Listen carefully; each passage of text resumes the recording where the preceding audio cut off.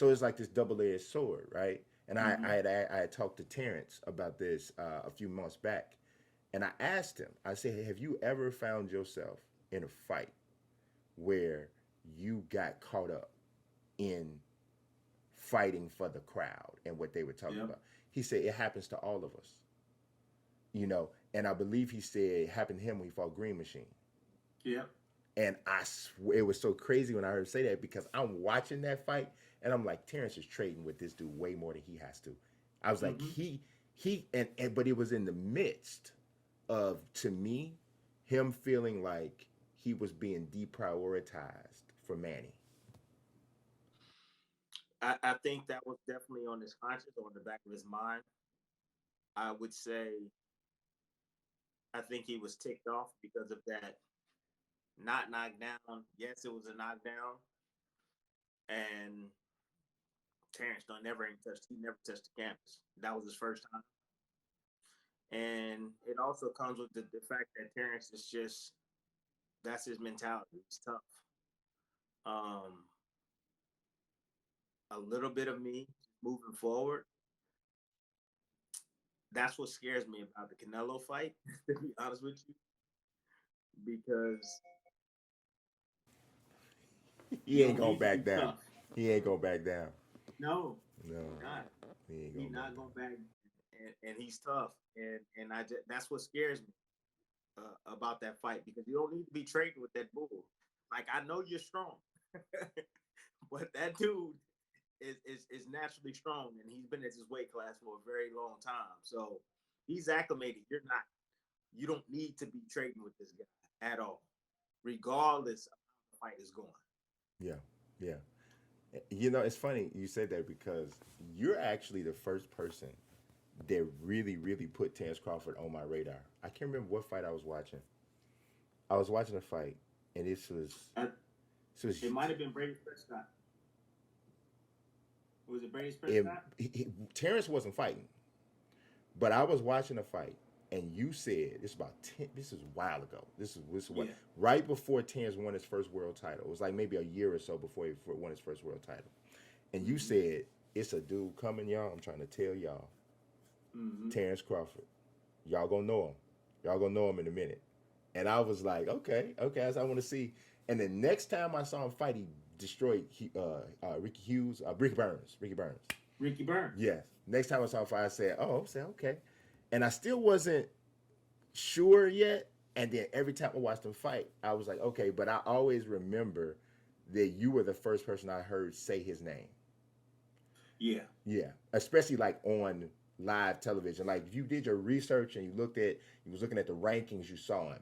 But in terms of like somebody on live television saying this man's name, like watch this guy. For a lot of the public, that's how people learn who somebody is. Right. For the first time. So I thought that was cool, and I know you've known him for for a long time. Well, I've known Terrence since 2010, 11. So I that was huge. So I actually brought him out for sparring, and that's how I got familiar with Terrence Crawford and just the difference. I mean, I sparred a lot of guys over the years, world champions, Olympians, you name it. I've been in the ring with a lot of quality fighters, but it was just something different about him that really set him apart from all the rest.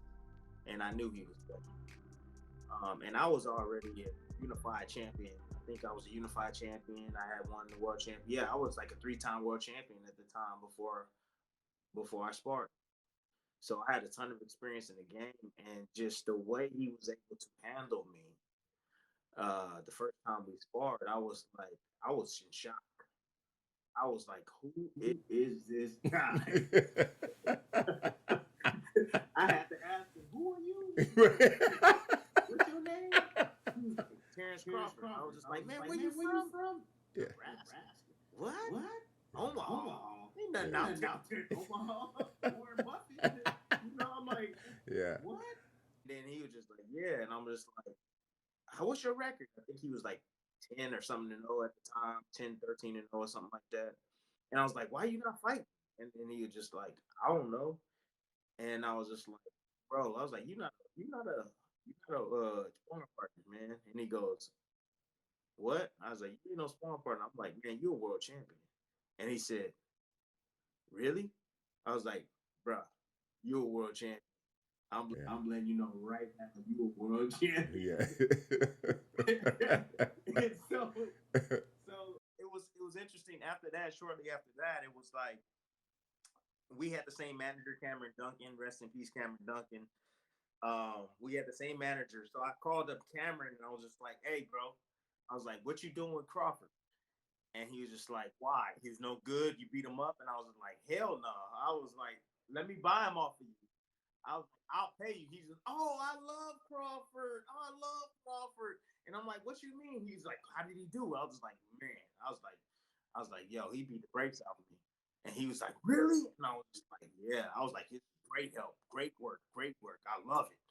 And so shortly after that, I get a call from Cameron Duncan.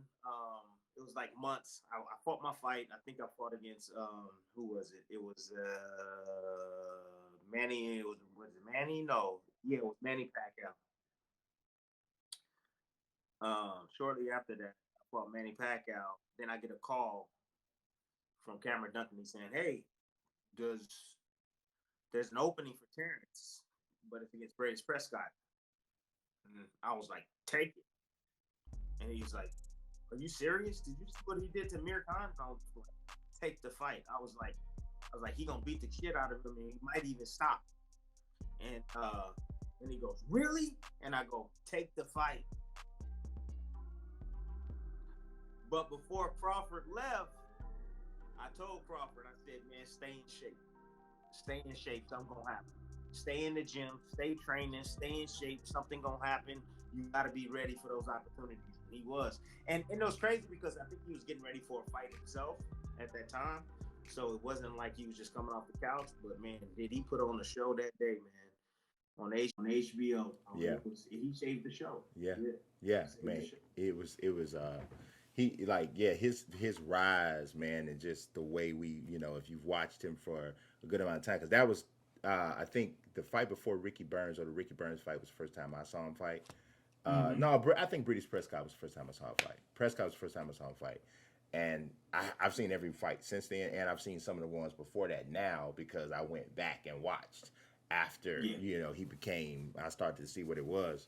But yeah, man, it just, to see where he is now is really just, it's amazing. It really is. It truly is. Yeah. It truly is. And I told him he was gonna be pound for pound number one, but I didn't know he was gonna be like legendary. Yeah, I mean, he literally is he of his era, which I don't think his era. He's the best of his era, and I don't even think it's a conversation. In his weight range, he's the best of his era. You know what I mean? He might be the best of his era regardless of the weight range. It's crazy. It's crazy. Who it ain't right behind have more skills than him? Yeah. There's no boxing that has more skills than Crawford. No. It's just from a defensive responsibility standpoint, hand speed, power, footwork, accuracy. I don't, not all of those things. There's a couple people that's got one or two things here or there. Yeah. But it's crazy. Yeah, Crawford is a complete fighter, and the intangible. Dog. That's Dog.